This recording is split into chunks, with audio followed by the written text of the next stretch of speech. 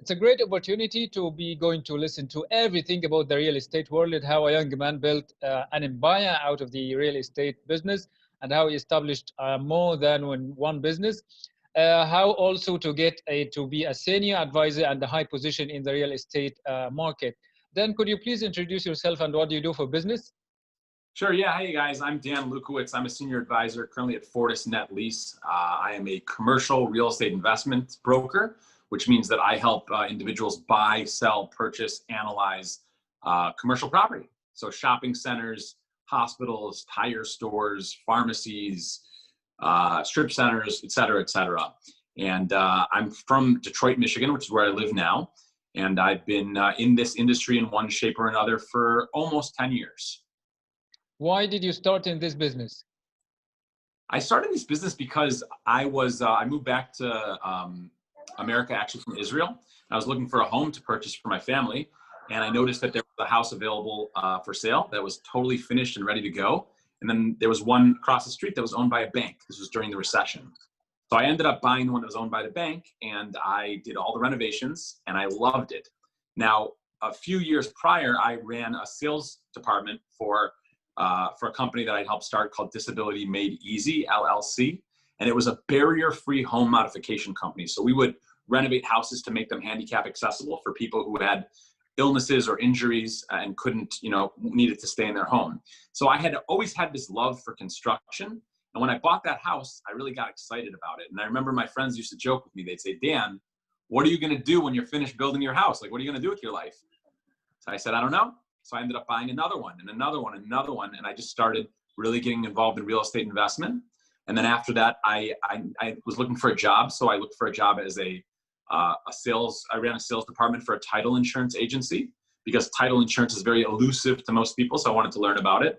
And later on, I worked at Amazon as a business development exec. And then after that, I started working in the brokerage world. And I really found my pace and my niche there. And I love it. I love real estate. I absolutely love real estate. What are the duties of a real estate agent? So in my type of real estate, we call ourselves brokers. The duties are basically that we network and we reach out to people who own buildings and we speak with them. And let's say that you own that beautiful castle that's behind you, okay? And you say, Dan, I want to know what it's worth. So I take my drones and I have them fly over and they take pictures and video. And then we do all this demographic research on the computer and we look at other castles, see what those are worth. And then I come and I put together a whole proposal for you, 40 or 50 page beautiful PDF. And I say, hello, sir, your castle is worth this much. This is how long it will take me to sell it. And this is how much commission I want. And then we work out a deal. Maybe we have a cup of tea together and virtually or in person. And then I go ahead, if you decide to hire me, I go ahead and I sell your building, your castle. And I put it up for sale. I send it to some of my castle buying clients. And then I put it on these major websites. I sent it out to my email blasts and email lists. I talk about it on LinkedIn. We get it sold for you. You go buy a new castle. I help you buy that castle. And we make a little l'chaim. We make a little cheers. Yeah, is this business lucrative? Like, do you get enough money from it? I would never do anything else in life. Okay. So as long as you're happy with this business, what are the main challenges you have faced so far? I would say that, like any sales job, it's hard at first because I'm picking up the phone over and over again. And a lot of people hang up or say no, or tell you that you're wasting their time. So I think the challenge is like on those days when I'm making 50 or 60 calls and no one has answered or people have told me to go away, to keep picking it up. But I always say that like there are doors that open. You just have to keep knocking on different doors to find them. So for me, I always try to push through even when people are saying no, even if it's a different door. When was the most major, or let's say the major challenge you've been through? In my career or like in my life? In your career. I would say that a transition that I made out of a major corporation, I won't name them by name, was challenging. Sorry about that. I think I lost you there. My younger brother, who was on the podcast with me a few minutes ago, was trying to call in. I had made a major transition out of a large corporation, and it was just difficult to go and work in the brokerage world where primarily you're paid based on commission. So it was a big leap of faith in myself to go from doing really well at a major corporation to knowing that I'll do well at a brokerage, but that it's going to be really hard and challenging the first 6 months or year. So that was a major challenge. What have you learned through your business experience? A couple things. Number one, always provide value. Always provide value and everything else follows. If you're providing value, you don't have to worry about anything else. That's my number one motto. Number two thing I've learned in business is that no doesn't mean no. It just means not now. Okay. So that's important. And I also learned the importance of kindness, of treating people right and smiling and being a quote unquote good person, because at the end of the day, people might not remember what happened or what you did, but they always remember how you made them feel. Yeah, that's great. So how did you turn challenges into success? Well, for example, when I started at the brokerage, I just pushed and pushed and pushed and pushed and pushed until finally some guy picked up the phone. He told me, I've got this building for sale, but I'm not ready to sell it yet. Call me back in 3 months. So I kept calling every day to all my people. I called them back in 3 months. You know what? I like you. You're persistent. Call me in 3 months and I'll sell it. Called him back 3 months later. And he said to me, yeah, I'm ready to sell it. But you know, I don't just own that building. I own all 4 buildings on the corner. I said, okay, send me over your information so I can underwrite it. And I landed my first commercial listing through that client. He's still a good friend of mine. And it was a $7.67 million listing.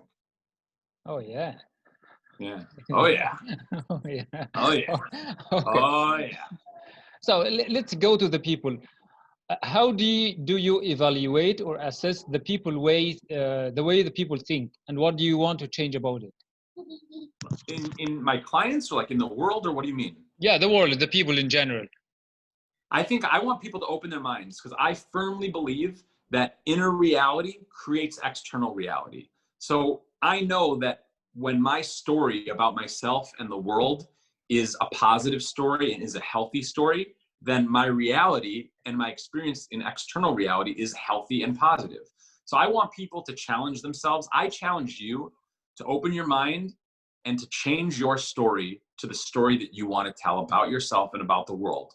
And I guarantee you, you have my word that whatever story you tell the world about yourself, that whatever story you tell yourself and about the world is reality. So my other question is, how do you deal with the customers' minds? I try to understand them. I think that in sales, the number one thing you need to do is to listen. I also believe that he who asks the questions controls the conversation. So like you're in control right now, clearly, right? So I like to listen and then ask open-ended leading questions to understand what their pain points are. So once I find out what someone's pain point is, then I can come in and say, oh, I understand that. From what I understand, you're saying that you're having a pain point X. I believe that I can add value. What do you think about that?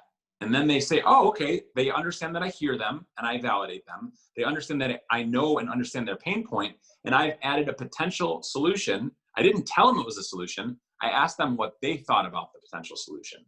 And then oftentimes we walk down the solution road together. So it works. If you are a customer and then someone else is a broker, what do you expect from them? I expect that they return my calls. I expect that they always do what they say they're going to do. And I expect that as a client, they put my needs first. And if your calls don't get repeated, I mean, if the broker does not repeat the call, what do you say? If the broker doesn't return my call? Yeah. I might call 1 or 2 more times because I'm an aggressive guy. But at that point, I say, you know what? Move on. Because if I'm not worth his time or her time, then she's not worth my time. You know what I mean? So I just say, like, I want to do business with people who want to do business with me. Okay, I meant that if they call you in the first time and you refuse the call, and then they don't repeat the call, and then you stopped someone else's future and business, what do you think about that? Oh, like if they call me and I don't return the call and I prevent them from doing business? Yeah. I think that I have contributed to wasting potential. How is that? Well, because they reached out to me. It's like if you're coming to me to shake my hand, like you came to me, you said, Dan, I want you on my podcast. If I didn't respond to that, I would be wasting this potential, right? Instead, you stuck out your hand and I stuck out my hand back, and we met each other and we started talking, and now we have this wonderful interaction. So here's the potential that we never would have had if I never returned your call. How's that? Do you think that mentality that you are describing now would affect business development some way? Oh yeah, absolutely. I think that we would be doing more deals and having more fun, and ultimately business is about relationships. We'd be building more relationships. Okay, my other question is, can this business be your springboard to address people on a wider basis, to talk to people? I mean, to be, for example, a speaker? So, yeah? Absolutely. No question about it. I mean, I literally just got off from 2 till 3:05. I was speaking on a podcast, and then immediately you reached out and we went right back on. So I do more speaking now, than I've ever done in my life. And I also do more business than I've ever done in my life. They go hand in hand, no question. Would you advise other people to, to challenge to be at this position? In terms of speaking and getting themselves out there? Yeah, and I mean developing their business and getting to this place where they can speak to other people. Oh, absolutely. And I would say, even if you don't think that you're at this place, still speak to other people, because through speaking, you're going to meet people. And there are days when I don't want to speak because I say, oh, who wants to listen? I don't know anything.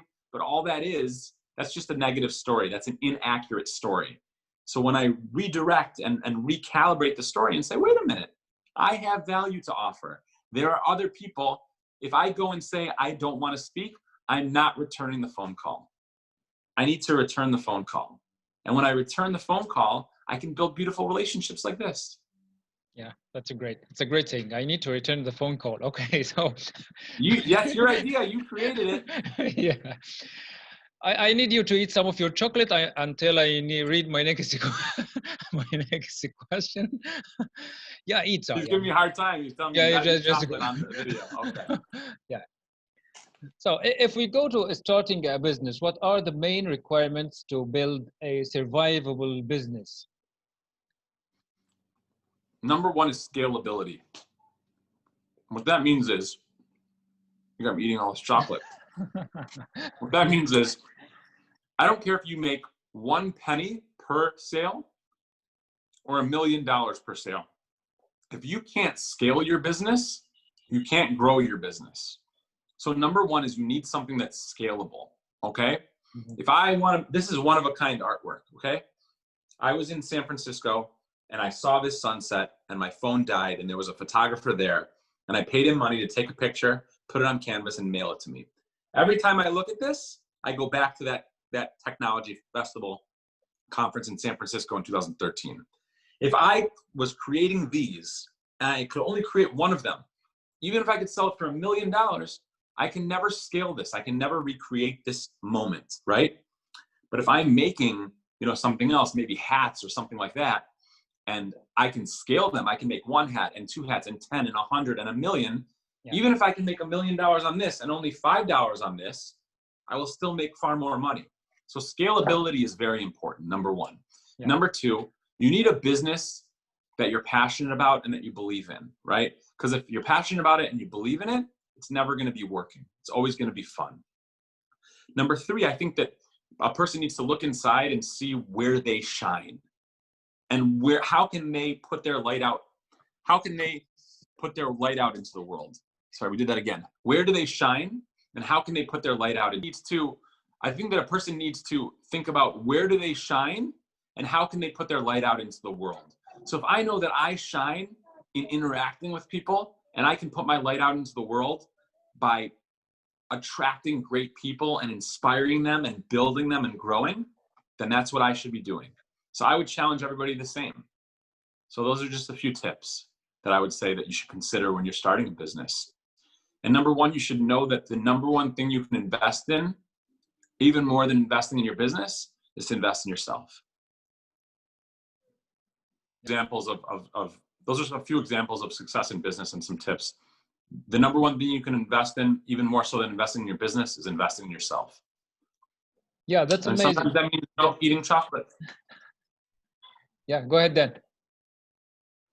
So those are some tips in business. And another tip is that the number one thing you can invest in, even more important than investing in your business, is to invest in yourself. And that means training, that means education, that means eating well, sleeping well, exercise, healthy relationships. Those are all investments in yourself. Because ultimately, your mind and your body, you only get one of them that I know of, and they stay with you always. So don't sacrifice that and don't compromise that. Always invest in it. Yeah.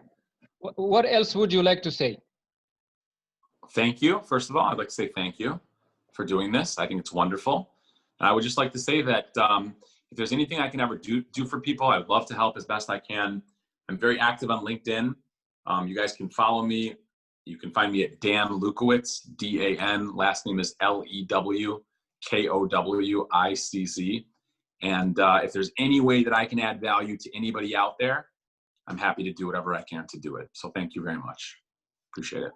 It has been more than a great opportunity speaking to you, Dan. Really, you are a great role model for young people, how to venture into the business, to start their own businesses, and these great tips.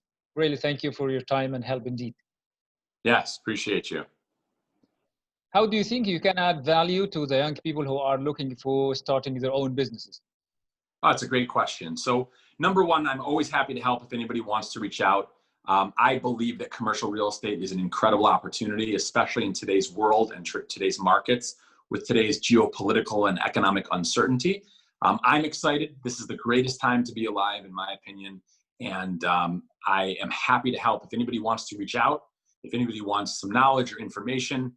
I've got plenty of stuff available, and I'm happy to include people in this growth process. So we're looking for good people. If anybody has any questions or if anybody's looking for a job, I'm always happy to make an introduction or do what I can do to be of value and be of service. Yeah, that's more than great, more than helpful then, really. Thank you so much. Sure, thank you, appreciate it. In your opinion, how do you think that people should work together in the light of the current situation in the world? That's a great question. I think that we should all look to each other as equals. We should all have unconditional positive regard for ourselves and for all of humanity. We should find ways to collaborate, find ways to work together. I mean, we're looking at incredible projects all over the country and really all over the world. And if there are people that are interested in putting together, some type of synergy or helping to utilize their skills where we can use our skills, and together, the tide rises and it rises all ships, then great, reach out. I'm happy to discuss a lot of different opportunities that we have, whether they're in the United States or overseas. So I think the answer is working together and having unconditional positive regard for everyone that we interact with. Yeah, that's a great message to end the video with. Has been amazing talking to you, Dan. Thank you so much. Thank you so much. Appreciate you. Thank you.